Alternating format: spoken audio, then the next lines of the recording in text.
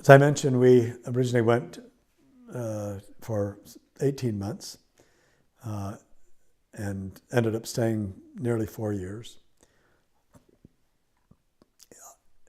Even though there were no members of the church when we went, by the time we left, there were 3 native branches, one in Vilnius, one in Kaunas, and one in Klaipėda, and all of them headed by native members, and all of them flourishing small branches, so that to see the church take root. The church had actually taken root in Lithuania at the turn of the 19th century, but with the impulse at that time for people to go to the United States, and then with the First World War, that all of the people left there, and so for over 100 years, nearly 100 years, there was no church in Lithuania, but there had been in other of the Baltic states earlier than there was in Lithuania. One of the things that happened was that after we were there for a few months and we got the new Baltic States mission, the land of Lithuania was the only one of those countries that had not been dedicated to the teaching of the gospel. And so we got word that Elder Ballard, a member of the Quorum of the 12, was coming to dedicate the land. And so we made preparations for that. And he came in May of '93. And part of the preparation was to be able to dedicate the land. But what we didn't account for was that the assumption was that the land, that whoever did the dedicatory prayer would do it in Russian, because most of the people, it was all the Lithuanians had to learn to speak Russian. The street signs were changed from Lithuanian to Russian.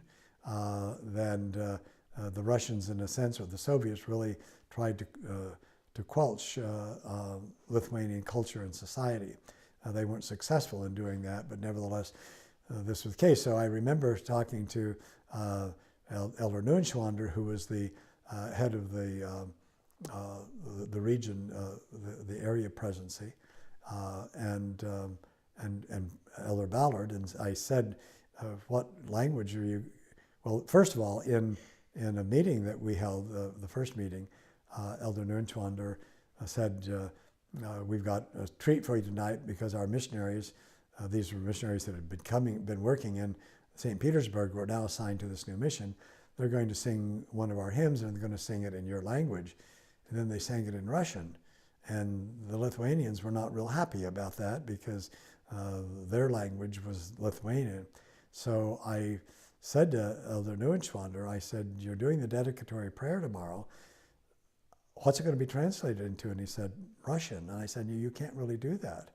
And he said, "Why?" I said, "Because Russians have been oppressors of these people. They have occupied this land.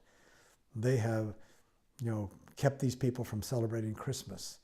They have done all of these things. You've got to do it." And so he said, "Well, can you get me a translator?" And I said, "Yes, one of my colleagues from the English department will do that."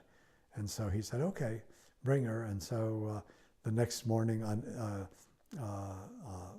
a hill overlooking the city of Vilnius, the dedicatory prayer was translated in both Russian and in Lithuanian, and I was very happy that the Lithuanian people who were there could hear their land dedicated in their own language.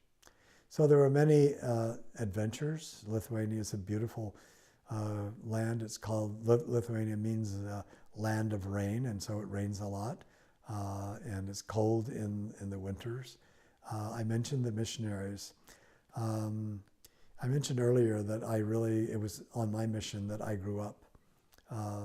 2 of my children, Bobby served a mission in France, Jenny served a mission in Spanish-speaking New York City, and both of those were very important experiences for them. As I was in the mission presidency and working with these young missionaries, again, to me it was an absolute privilege to see their dedication. Whatever else one says about the missionary program, it is a blessing most of the time to those young people who go on missions and to their families. I think it's quite remarkable that throughout the world now there are 75,000 young men and young women sharing the message of the restoration, and many of them, it will be a life-changing experience for them. At any rate, we continue to, as I mentioned, to travel in the mission.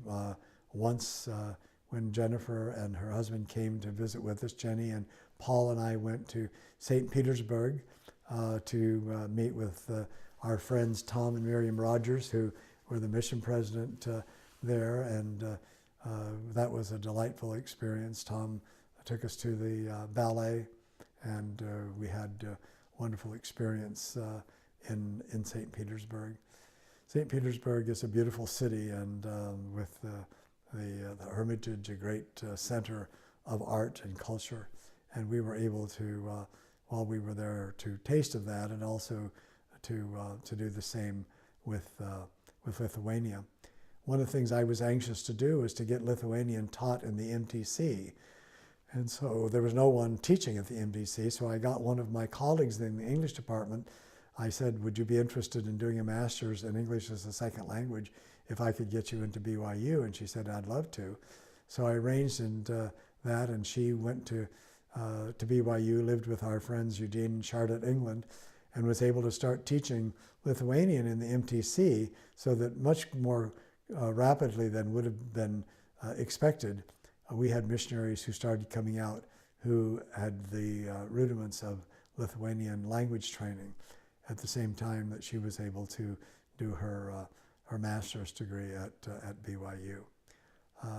So it's that country is now, Lithuania is now solidly, there's, I understand, new branches, and the branches that were there when we were there are stronger.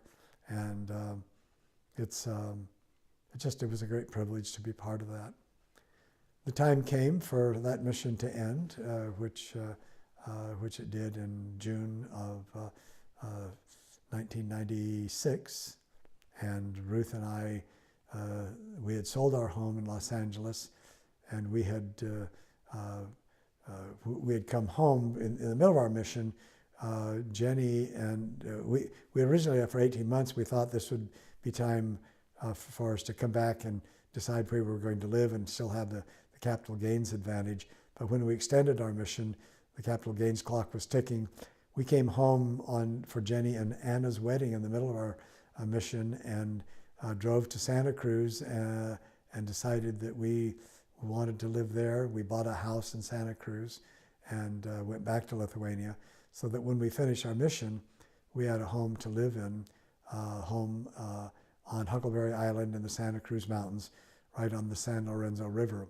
So we bought 8 pianos, we bought a lot of furniture, we bought toys, we bought a lot of things, and rented a container, and had all of that shipped back to the States, so that when we got home we had pianos for all of our children, and one for ourselves and for some friends.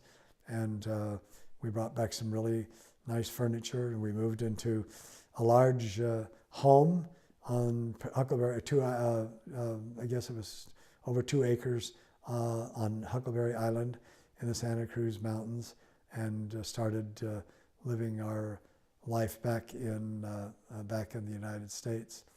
But Lithuania and the Baltic states was very, very dear to our hearts. One of the things that began to be clear when we came back is that Ruth began to show signs of certain illnesses. She became kind of unstable and fell a few times, and we didn't think too much about it.